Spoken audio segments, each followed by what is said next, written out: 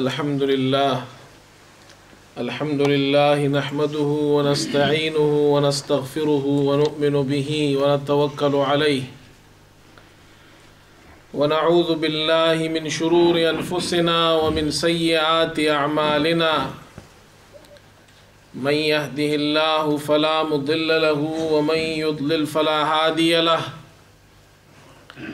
نشهد أن لا إله إلا الله وحده لا شريك له ونشهد أن محمدا عبده ورسوله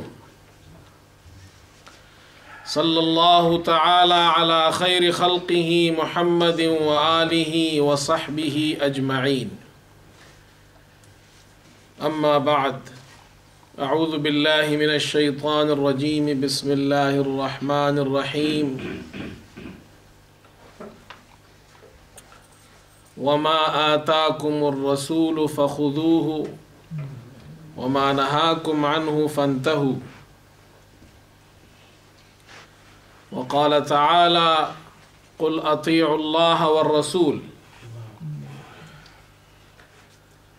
وقال رسول الله صلى الله عليه وسلم تركت فيكم أمرين لن تضلوا ما إن تمسكتم بهما کتاب اللہ و سنتی او کما قال علیہ الصلاة والسلام صدق اللہ و صدق رسولہ النبی الکریم ونحن على ذلك لمن الشاہدین والشاکرین والحمد للہ رب العالمین۔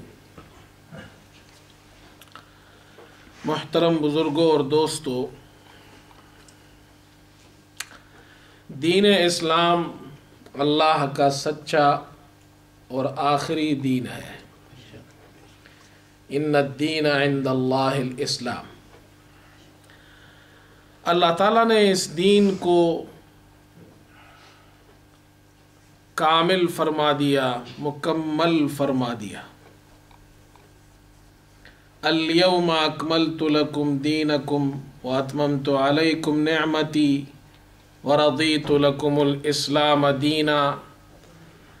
آج کے دن یہ دین مکمل ہو گیا، میں نے تمہارے لیے تمہارے دین کو مکمل کر دیا، اپنی نعمت تم پر پوری کر دی اور دین اسلام پر میں تم سے راضی ہو گیا۔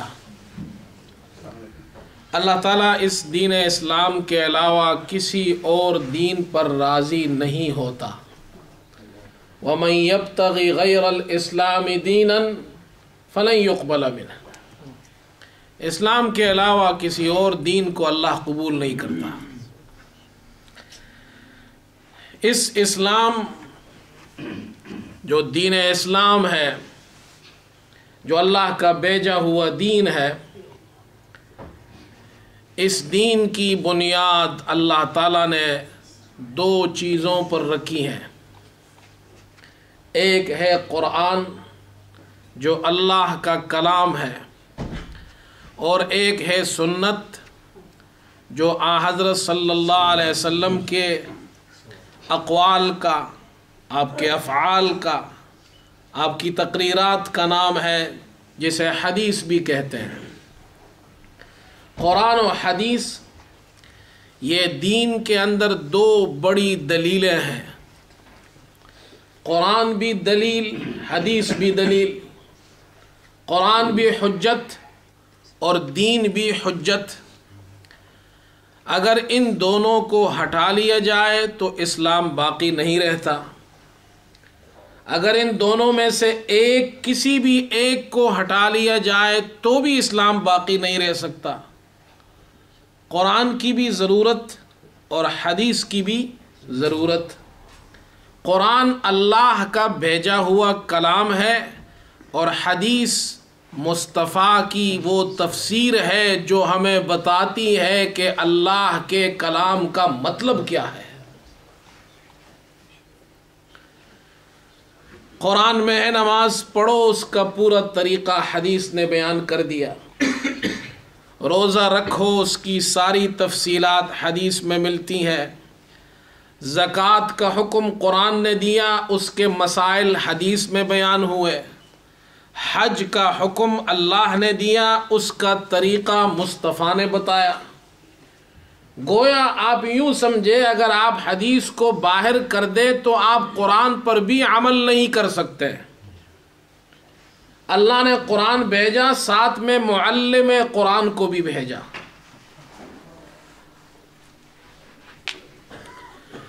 مستشرقین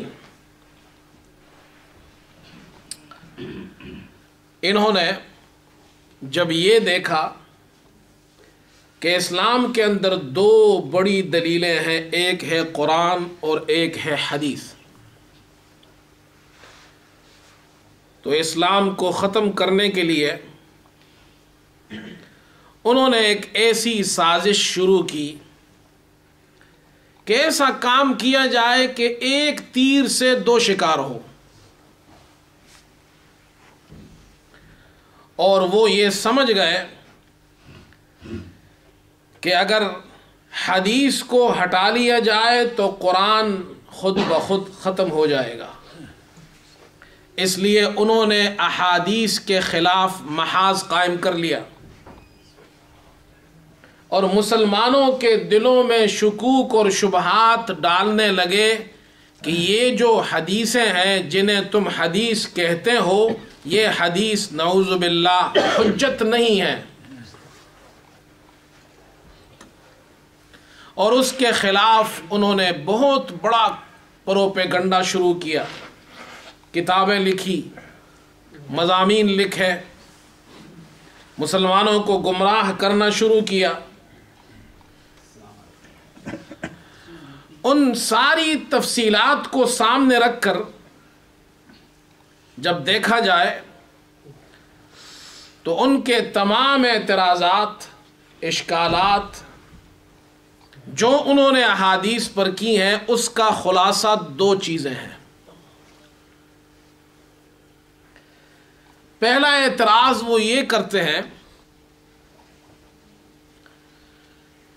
کہ حضور پاک علیہ السلام نے ایک حدیث میں ارشاد فرمایا، لا تکتبوا عنی غیر القرآن، قرآن کے علاوہ اور کچھ مجھ سے مت لکھو۔ تو اس کا مطلب یہ ہے کہ جب حضور نے یہ فرما دیا کہ اور کچھ مت لکھو، تو پھر تو حضور کے زمانے میں حدیثیں لکھی ہی نہیں گئی ہیں۔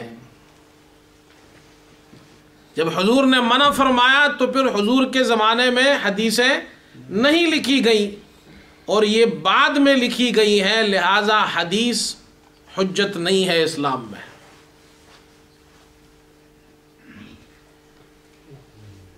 اور دوسرا اعتراض ان کا یہ ہوتا ہے، مسلمانوں کو شکوک میں، شبہات میں ڈال دیتے ہیں کہ جی یہ جن کو تم حدیثیں کہتے ہو یہ تو حضور کے فرامین نہیں، یہ تو دوسری صدی میں لکھی گئی ہے، تیسری صدی میں لکھی گئی ہے۔ یہ بخاری شریف جسے تم مستند مانتے ہو تیسری صدی میں لکھی گئی ہے، یہ صحاح ستہ کی جتنی کتابیں ہیں، تو یہ نعوذ باللہ عجمی سازش ہے۔ اس زمانے کے بادشاہوں نے، خلفاء نے یہ لکھوائی ہیں، اور یہ حضور پاک علیہ السلام کی حدیثیں نہیں ہیں۔ اس سے مسلمانوں کا ذہن خراب کرتے ہیں، مسلمان تشویش میں پڑ جاتے ہیں، پریشانی میں مبتلا ہوتے ہیں، لیکن حقیقت یہ نہیں ہے جو کچھ بیان کیا جاتا ہے۔ جہاں تک پہلی بات کا تعلق ہے کہ حضور پاک علیہ السلام نے فرمایا لا تکتبوا عنی غیر القرآن، قرآن کے علاوہ مجھ سے اور کچھ مت لکھو، اور اس سے یہ مطلب لینا کہ حضور کے زمانے میں حدیثیں نہیں لکھی گئی ہیں، یہ بات غلط ہے۔ اس کی پہلی وجہ یہ ہے، حضور پاک علیہ السلام کے زمانے میں جب قرآن کا نزول ہوتا تھا تو آپ ان صحابہ کو جو کاتبین وحی تھے، جو وحی لکھتے تھے، ان کو بلاتے کہ یہ قرآن نازل ہوا ہے، اسے لکھو۔ وہ لکھتے فلاں صورت میں لکھو، اور حضرت صلی اللہ علیہ وسلم بعض مرتبہ ان آیات قرآنیہ کی تشریح بھی فرماتے تھے، اس کی تفسیر بھی بیان فرماتے تھے جو حدیث تھی۔ تو اس وقت یہ حکم دیا کہ صرف قرآن لکھو، قرآن کے علاوہ اور کچھ مت لکھو، یہ جو میں تفسیر کر رہا ہوں اسے ساتھ میں مت ملاؤ، یہ حدیث ہے اسے قرآن کے ساتھ مت ملاؤ، قرآن اللہ کا کلام ہے، یہ وحی جلی ہے، قرآن قرآن کے طور پر رہے، اس میں ذرہ برابر بھی نہ کمی ہو نہ زیادتی ہو۔ اس لیے حکم فرمایا لا تکتبوا عنی غیر القرآن، قرآن کے علاوہ اور کچھ مت لکھو، جو حدیث میں بیان کر رہا ہوں یہ اس صفحے میں قرآن کے ساتھ مت لکھو، تاکہ اختلاط نہ ہو جائے، قرآن اور حدیث اکٹھے نہ ہو جائے، قرآن قرآن رہے، حدیث حدیث رہے۔ بعد میں صحابہ اکرام جب اسلوب قرآنی سے واقف ہو گئے، قرآنی اعجاز سے واقف ہو گئے، تو پھر حضور پاک علیہ السلام کا وہ حکم جو پہلے آپ نے دیا تھا وہ حکم منسوخ ہو گیا۔ اب ان کو سمجھ میں بات آ گئی کہ قرآن کو الگ لکھنا ہے، وہ حدیث الگ ہے، قرآن الگ ہے، ایک اللہ کا کلام ہے، ایک مصطفیٰ کا کلام ہے۔ ایک بات تو یہ ہو گئی۔ دوسری بات، منکرین حدیث سے جو حدیث کو حجت نہیں مانتے، ان سے یہ سوال کیا جاتا ہے، ان سے ہم یہ پوچھتے ہیں کہ یہ جس حدیث سے تم استدلال کر رہے ہو کہ حضور نے فرمایا قرآن کے علاوہ اور کچھ مت لکھو، یہ بھی تو حدیث ہے۔ ہم آپ سے پوچھتے ہیں یہ حدیث آپ تک صحیح سند سے پہنچی ہے یا نہیں؟ اگر آپ کہتے ہیں ہاں ہم تک یہ صحیح سند سے پہنچی ہے، یہ صحیح حدیث ہے، تو پھر حضور کے زمانے میں اگر حدیثیں نہیں بھی لکھی گئی ہے تو کوئی اشکال نہیں، اس لیے کہ بغیر لکھے بھی حدیث پہنچ جاتی ہے۔ بات سمجھ میں آئی یا نہیں؟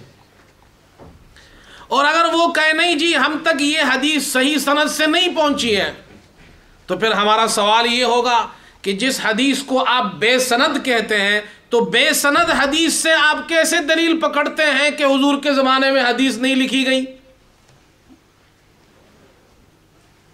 الجھا ہے پاؤں یار کا زلف دراز میں، الجھا ہے پاؤں یار کا زلف دراز میں، لو آؤ اپنے آپ میں لو آؤ اپنے دام میں صیاد آ گیا۔ اللہ نے عقل مار دی ہے ان کی۔ اور پھر ایک تیسری بات بھی سنیے کہ عجیب بات یہ ہے، تم حدیث کا انکار کرتے ہو اور انکار حدیث پر دلیل پیش کرتے ہو حدیث سے۔ یہ دنیا کی عجیب منطق ہے، حدیث کا انکار ہو اور دلیل حدیث سے پیش کی جائے۔ ہمارے یہاں ایک مولانا بڑے عالم تھے، خطیب تھے،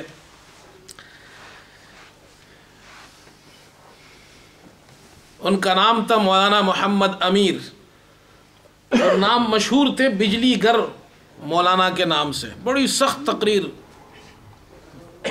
لوگ بڑا مجمع ہوتا تھا ان کے بیان میں، تقریر میں، بڑے خطیب تھے، اللہ مغفرت فرمائے، ان کی درجات بلند فرمائے۔ تو وہ کہنے لگے مجھے ایک منکر حدیث ملا، کہنے لگا جی مولوی صاحب میں حدیث کو نہیں مانتا۔ میں نے اس کو پکڑ لیا، میں نے کہا تو حدیث نہیں مانتا؟ کہتا ہے نہیں۔ اس نے مولوی صاحب کہنے لگے میں قرآن کو نہیں مانتا۔ انہوں نے کہا جی توبہ کرو، تم قرآن کو مولوی ہو قرآن کو نہیں مانتے۔ انہوں نے کہا ثابت کرو، قرآن اللہ کا کلام ہے۔ اس نے کہا حدیث میں آیا نہیں ہے، آپ نے نہیں دیکھا حضور نے فرمایا اللہ کا کلام ہے؟ تو انہوں نے کہا عجیب بدبخت آدمی ہو، جس چیز کو مانتے نہیں ہو اسی سے ثابت کرتے ہو کہ قرآن اللہ کا کلام ہے۔ یہی تو ہم کہتے ہیں، حدیث کو اگر ہٹا لیا تو قرآن بھی ہٹ جائے گا۔ بات سمجھ میں آئی یا نہیں آئی؟ اور مسلمانوں کے دلوں میں یہ شک ڈالنا، یہ شبہ ڈالنا کہ نعوذ باللہ حدیثیں تو بعد کی پیداوار ہے، 200 سال بعد لکھی گئی ہے، دنیا کا سب سے بڑا جھوٹ ہے یہ، اس سے بڑا جھوٹ دنیا میں نہیں بولا گیا۔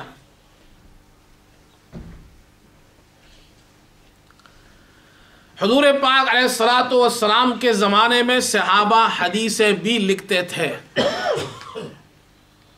حدیث الگ لکھتے تھے، قرآن الگ لکھتے تھے۔ البتہ حضور کے زمانے میں حدیث ایک کتابی شکل میں موجود نہیں تھی،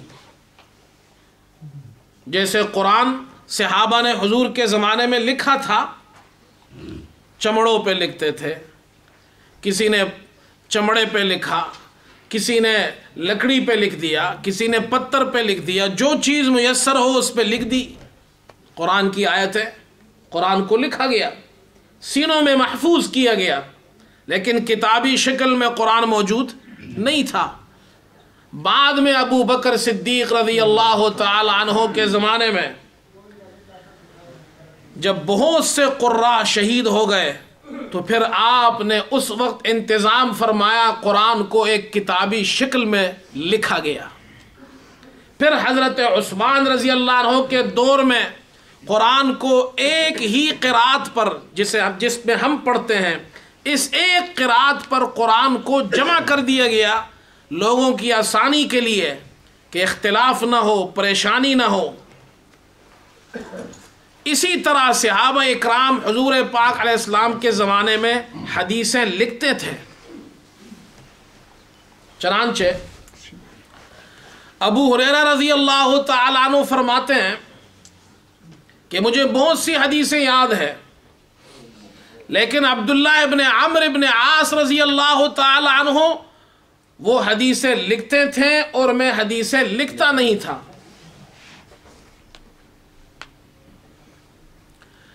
ایک روایت میں آتا ہے عبداللہ ابن عمرو ابن عاص رضی اللہ عنہ نے حضور پاک علیہ السلام سے سوال کیا، اے اللہ کے رسول، میں آپ کی حدیثیں سنتا ہوں اور سوال یہ ہے کہ میں آپ کی حدیثیں لکھتا ہوں تو کون سی حدیثیں لکھا کروں؟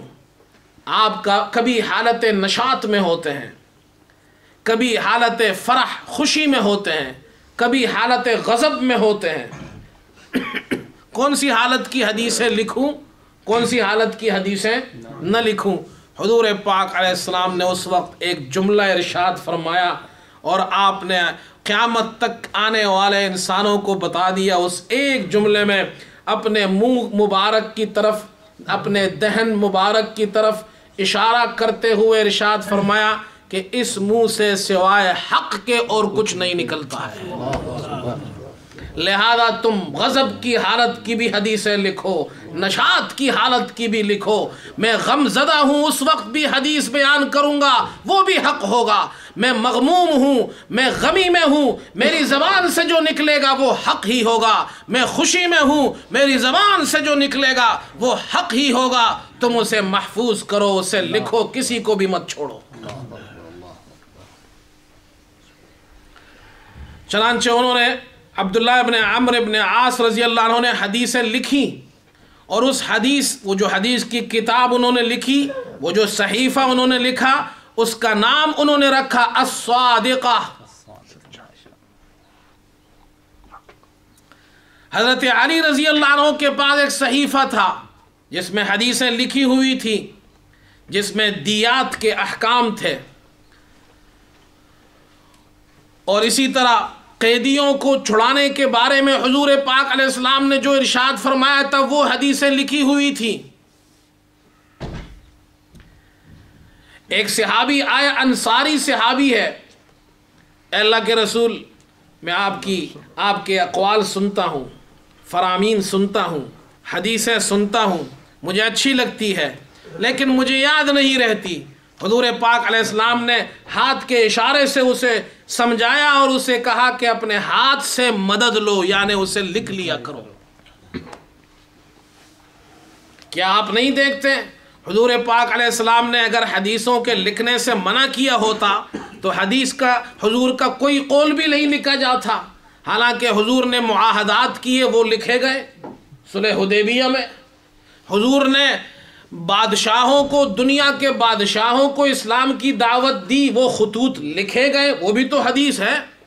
حضور پاک علیہ السلام نے فتح کے موقع پر، فتح مکہ کے موقع پر ابو شاہ یمنی، یہ یمن سے آئے تھے، انہوں نے وہ خطبہ سنا، خطبے کے بعد تشریف لائے، اے اللہ کے رسول یہ خطبہ جو آپ نے دیا ہے یہ مجھے لکھا ہوا چاہیے۔ حضور پاک علیہ السلام نے فرمایا، یہ حدیث کے الفاظ ہے، اکتبوا لابی شاہ، ابو شاہ کے لیے یہ خطبہ لکھ دو۔ چنانچہ ان کے لیے خطبہ لکھ دیا گیا۔ اگر حدیثیں لکھنا منع ہوتی تو حضور تو خود لکھوانے کا حکم دے رہے ہیں۔ پھر سوال یہ ہے کہ حضور پاک علیہ السلام نے حدیثوں کے لکھنے سے کیوں منع کیا؟ اگر آپ یہ اعتراض کرتے ہیں، ہم تو یہ کہتے ہیں اس لیے منع کیا کہ حدیثیں اور قرآن آپس میں نہ مل جائے۔ اس کا اور کیا مطلب آپ یہ لیتے ہیں نعوذ باللہ کہ میری حدیثیں مت لکھو، یعنی اس پہ عمل نہ کرو، حضور کی تعلیمات پہ عمل نہ کرو، یہ مطلب ہے اس کا؟ تو پھر حضور کو بھیجنے کا مقصد کیا تھا؟ پھر حضور کی ان حدیثوں کا مطلب کیا تھا جو آپ صحابہ سے فرما رہے ہیں؟ صحابہ نے وہ حدیثیں لکھی اور پھر بعد میں تابعین نے وہ حدیثیں صحابہ سے لکھی اور ان حدیثوں کو محفوظ کیا۔ چنانچہ پہلی صدی کے آخر میں عمر ابن عبدالعزیز رحمۃ اللہ علیہ، یہ بڑے عادل خلیفہ گزرے ہیں جن کو مجدد کہا جاتا ہے، عمر ثانی کہا جاتا ہے، ساری دنیا ان کی عدالت کا اعتراف کرتی ہے۔ انہوں نے مدینہ کے ایک والی تھے، ان کو حکم دیا، انظروا ما کان من احادیث رسول اللہ صلی اللہ علیہ وسلم فاکتبوہ۔ ابو بکر ابن حزم، یہ مدینے کا گورنر تھا، انہیں خط لکھا کہ حضور پاک علیہ السلام کی جتنی حدیثیں ہیں انہیں تلاش کرو اور انہیں جمع کرو، کتابی شکل میں لکھ دو اسے، اس لیے کہ مجھے ڈر ہے کہ حدیثیں ختم نہ ہو جائے۔ بصرہ، کوفہ، مکہ، یہاں خطوط لکھے اور لوگوں کو حکم دیا، علماء کو اس زمانے کے، کہ حدیثیں جمع کرو تاکہ حضور پاک علیہ السلام کی حدیثیں ضائع نہ ہو جائے۔ چنانچہ اس وقت کے بڑے بڑے تابعین نے حدیثوں کو لکھنا شروع کیا، اور تابعین نے وہ حدیثیں صحابہ سے سنی تھی، ان سے لکھی تھی۔ ان میں ایک بڑا نام ہے امام زہری کا۔ امام زہری یہ تابعین میں پہلے طبقے کے بڑے محدث عالم گزرے ہیں، انہوں نے حدیثوں کو لکھنا شروع کیے۔ مدینے کے بہت بڑے محدث تھے، مکے کے محدث تھے عمرو ابن دینار، اور بصرے کے بہت بڑے محدث تھے قتادہ، یحییٰ ابن کثیر۔ کوفہ کے بڑے محدثین میں تھے ابو اسحاق سلیمان، یہ اس زمانے کے بڑے بڑے محدثین تھے جنہوں نے صحابہ سے حدیثیں سنی تھی۔ حدیثوں کے لکھنے کا کام شروع ہوا، حدیثیں لکھی گئی، تابعین نے لکھی، جنہوں نے صحابہ سے حدیثیں سنی تھی، جنہوں نے صحابہ سے حدیثیں لکھی تھی، جنہوں نے صحابہ سے حدیثیں یاد کی تھی، انہوں نے لکھ دی۔ اس کے بعد پھر دوسری صدی میں ان سے حدیثیں آگے لی گئی۔ پھر ایک دوسرا طبقہ آیا، انہوں نے حدیثوں کی تدوین شروع کی، حدیثوں کو جمع کیا، حدیث کی بڑی بڑی کتابیں لکھی۔ لیث ابن سعد، یہ بہت بڑے محدث گزرے ہیں. ان کا 175 ہجری میں انتقال ہوا. انہوں نے کتاب لکھی حدیث کی، مصنف لیث ابن سعد. امام مالک اس زمانے کے مدینے کے سب سے بڑے محدث عالم تھے. انہوں نے کتاب لکھی موطا امام مالک. 179 میں ان کا انتقال ہوا. سفیان بن عیینہ 198 میں انتقال ہوا. انہوں نے مصنف لکھی، مصنف سفیان ابن عیینہ.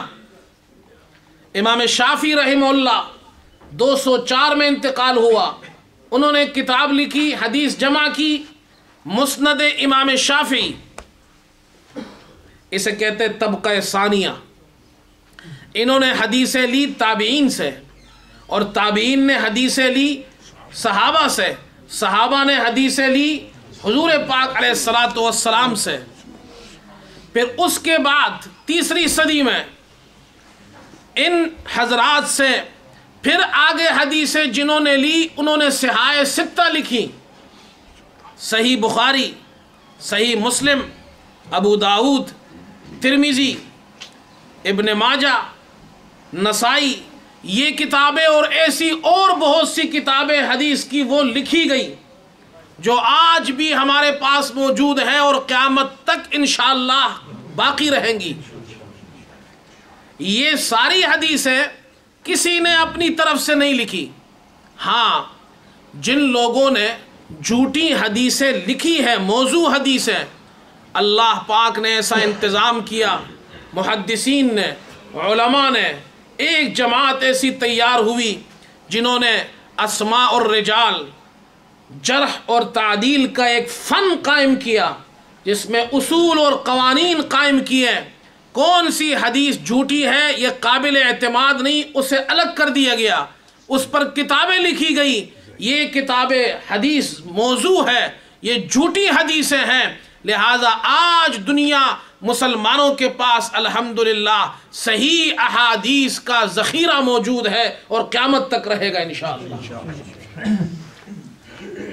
یہ شکوک اور شبہات مسلمانوں کے دلوں میں ڈالے جاتے ہیں کہ نعوذ باللہ تم جن حدیثوں پہ عمل کرتے ہو یہ دوسری صدی یا تیسری صدی میں لکھی گئی، یہ حضور کے فرامین نہیں، یہ حضور کی باتیں نہیں، لہذا چھوڑو ان باتوں کو، ہمارے لیے تو صرف قرآن کافی ہے.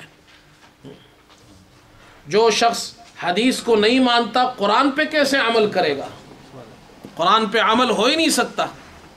قرآن پہ عمل حدیث کے بغیر ہو نہیں سکتا. مجھے ایک آدمی ملا، بہت پرانی بات ہے، میں کہیں سفر کر رہا تھا، غالباً سعودی عرب جا رہا تھا، تو جہاز میں ایک صاحب ملے، کچھ لکھ رہے تھے، تو مجھے دیکھ کر کہ یہ تو کوئی مولوی بیٹا ہے. بعض لوگ مولویوں کو دیکھ کر اچھے لوگ ہوتے ہیں تو کوئی مسئلہ پوچھ لیتے ہیں، اور بعض لوگ مولویوں کو دیکھ کر چھیڑخانی کرتے ہیں. ان کو ذرا سا، ان کو ذرا ہم چھیڑتے ہیں، ذرا مزہ آئے گا، ٹائم اچھا گزرے گا.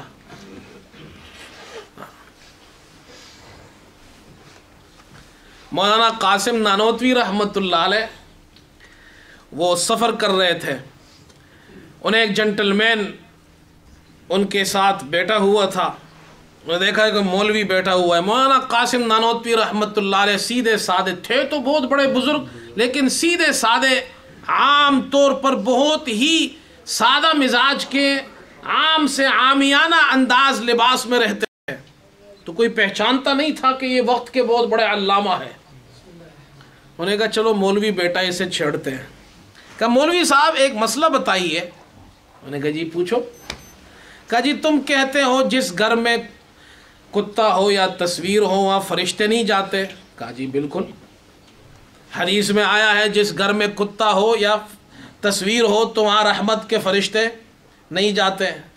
اس نے کہا اچھا تو پھر میں اپنے گھر میں کتا بھی پال لوں گا، تصویریں بھی لگا لوں گا، فرشتے نہیں آئیں گے. جب میری موت کا وقت آئے گا فرشتہ روح قبض کرنے آئے گا، تصویروں کو دیکھ کر واپس چلا جائے گا.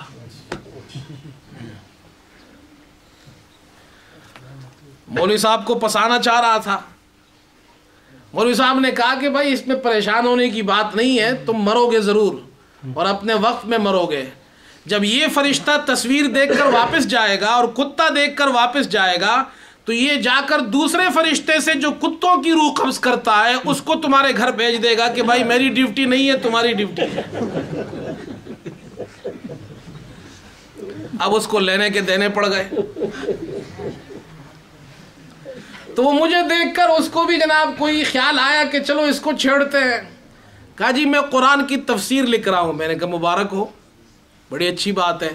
کہتے جی بات دراصل یہ ہے کہ آج کل دنیا میں جتنی تفسیریں لکھی گئی ہے سب غلط ہے, سب غلط ہے, اور قرآن کو سمجھنے کے لیے حدیث کی کیا ضرورت, آپ قرآن کو ویسے ہی سمجھ لیتے ہیں, سمجھ سکتے ہیں. میں نے کہا جی ماشاءاللہ آپ تو بڑے سمجھدار آدمی ہیں, لیکن ایک بات یہ بتائیے, یہ 1400 سال سے جتنے مسلمان دنیا میں آئے ہیں آج تک, اس میں تمہارا باپ بھی شامل ہے, تمہارا دادا بھی شامل ہے, تمہارا پردادا بھی شامل ہے, پھر آگے جناب تمہارے پردادے اور جناب کیا ہے جتنے آگے دادے ہیں یہ سب شامل ہے, مسلمان ہیں الحمدللہ, یہ سب شامل ہے اس میں. کہاں؟ میں نے کہا اس کا مطلب یہ ہے کہ یہ سب کے سب جتنے بھی ہمارے دادے پردادے 1400 سالوں میں مسلمان گزرے ہیں یہ سب کے سب غلط تھے, جہنمی تھے, اور یہ حدیث پہ عمل کر کے نعوذ باللہ اسلام کو انہوں نے خراب کیا تھا. آپ پہلے آدمی ہیں آج جو قرآن کو صحیح سمجھے ہیں. تو پہلے تو یہ بتائیے کہ آپ کے والد, آپ کے والدین, دادا پردادا یہ جتنے گزرے سب غلط تھے. اب وہ حیران پریشان رہ گیا.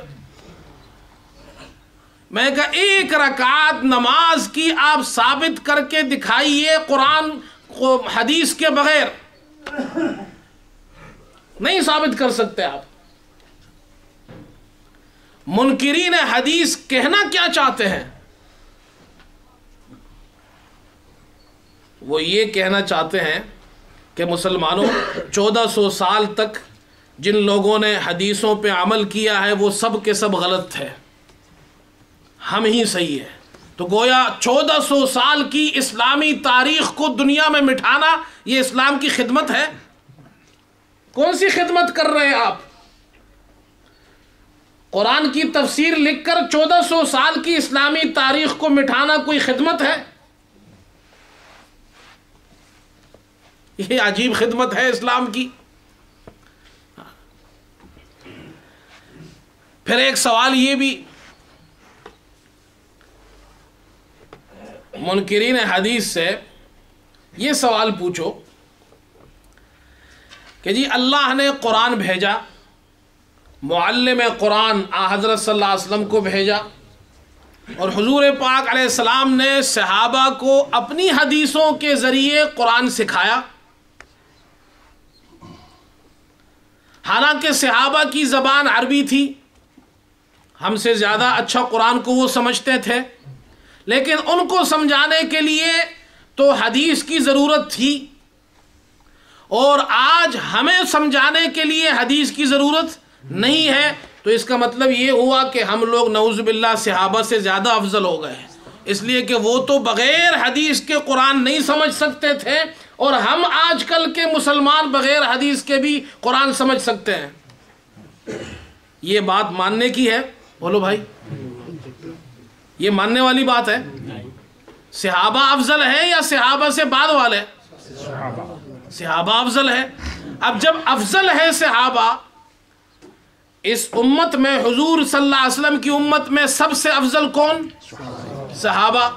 اور جو سب سے افضل ہے ان میں سب سے افضل کون؟ ابو بکر صدیق, پھر حضرت عمر, پھر حضرت عثمان, پھر حضرت علی, عشرہ مبشرہ.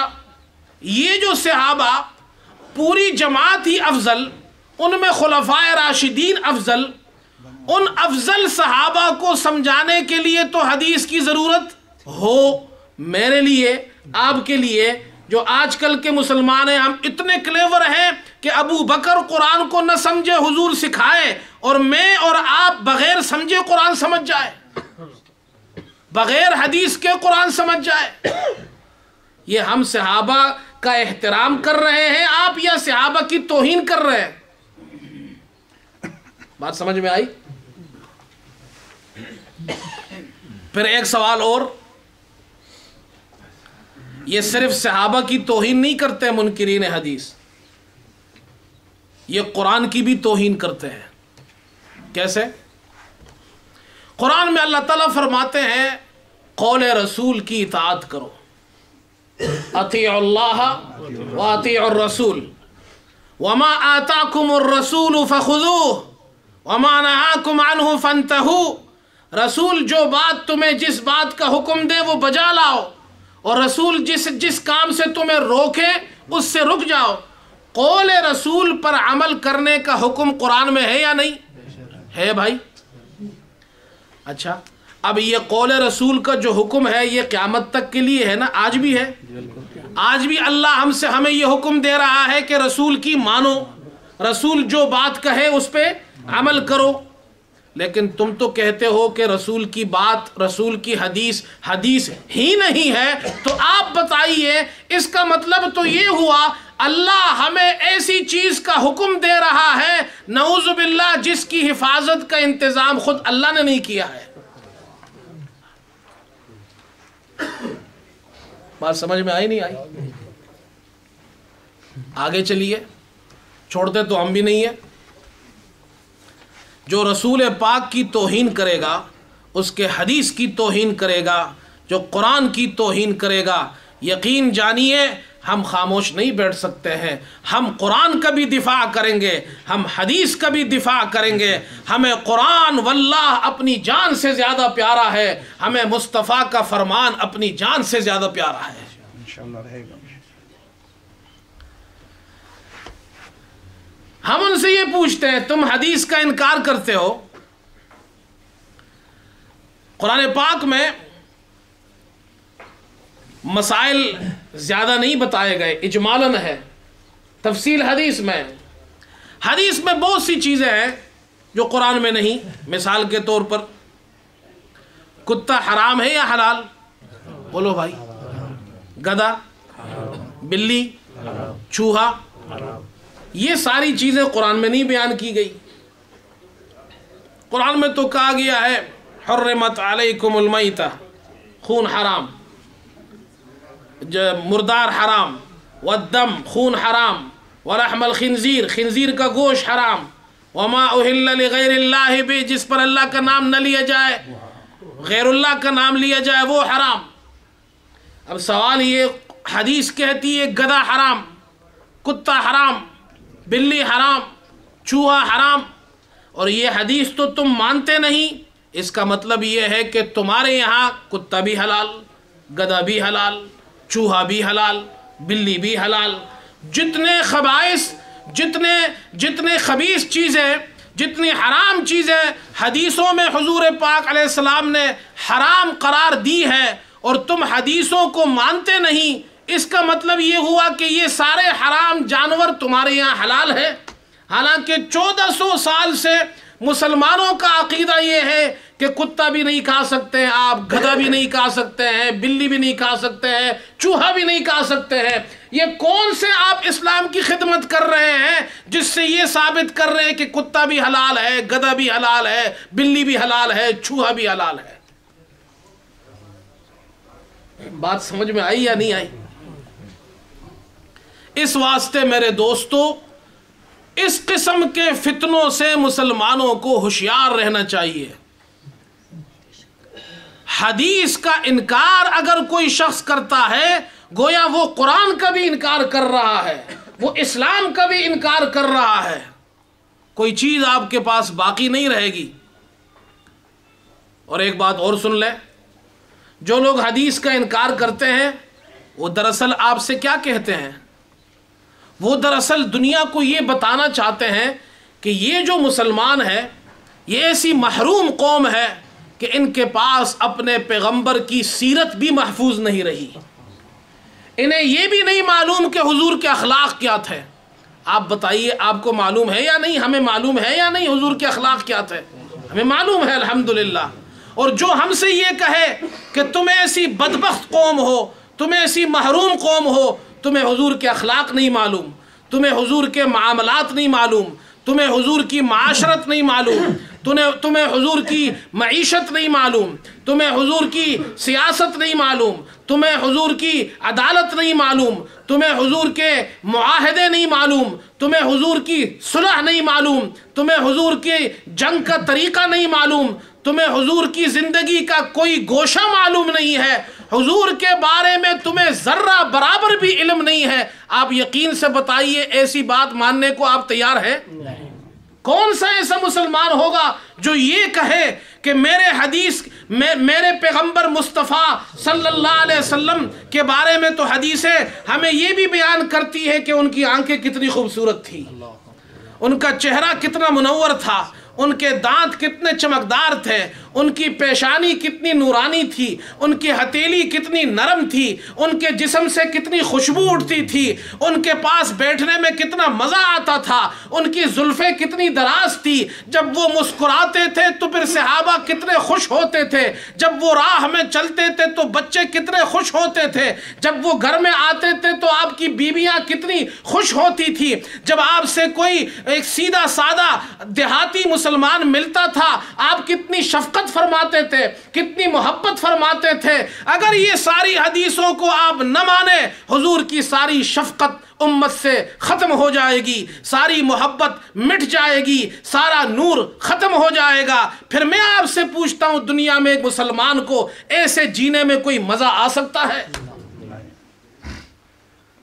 ہم مسلمان الحمدللہ قرآن کو بھی اپنے سینے سے لگاتے ہیں، حدیث کو بھی اپنے سینے سے لگاتے ہیں، اللہ سے دعا کرتے اللہ ہمیں زندگی بھر ہمارے بچوں کو، ہماری نسلوں کو، ذریت کو قرآن اور حدیث دونوں سے سچی محبت نصیب فرما۔